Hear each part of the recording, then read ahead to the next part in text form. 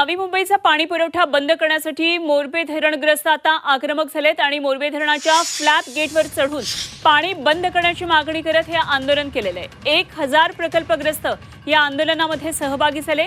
ते 400 ते 500 प्रकल्पग्रस्त वॉल फ्लॅप गेट बंद करण्यासाठी आक्रमक झाले।